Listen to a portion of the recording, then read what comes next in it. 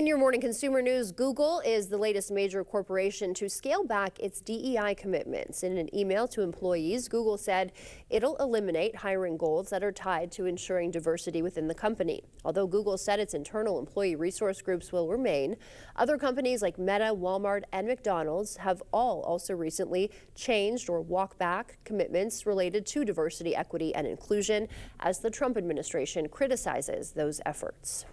A new strain of bird flu is raising alarm for dairy farmers. Federal testing has detected a mutated virus in 6 Nevada dairy herds. The strain is called D1.1, and it differs from previous outbreaks across the country.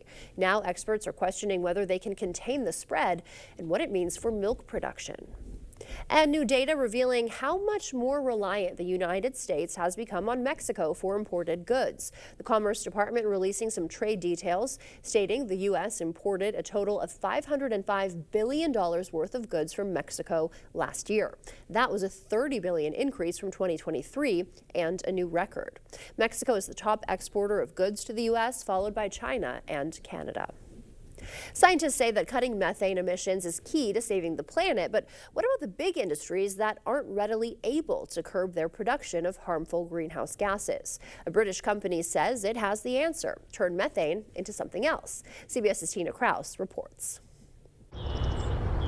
Methane is a menace to the planet, an invisible gas scientists say warms Earth much faster than carbon dioxide. It comes from landfill sites, from sewage treatment facilities, from farms, and from oil and gas operations and pipelines.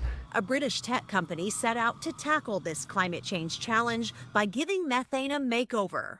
The magic happens in here. The magic happens in here. Levidian Chief Executive John Hartley says this patented loop system uses microwave energy to split methane molecules, capturing hydrogen for clean fuel and carbon in the form of graphene, the world's thinnest and strongest material.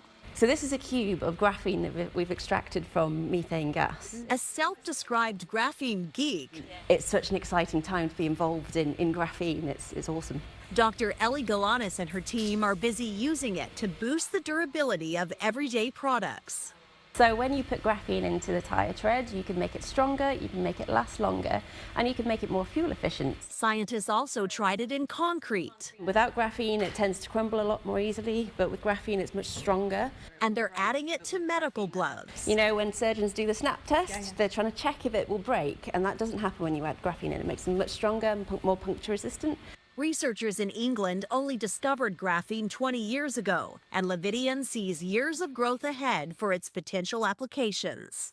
The clothes that you wear might have graphene in them so that they're more sustainable. Engineers say it feels good knowing a little bit of black can help create a greener future. And Levidian says its loop system has now reached the U.S., with a company in Georgia using it to reduce its carbon footprint.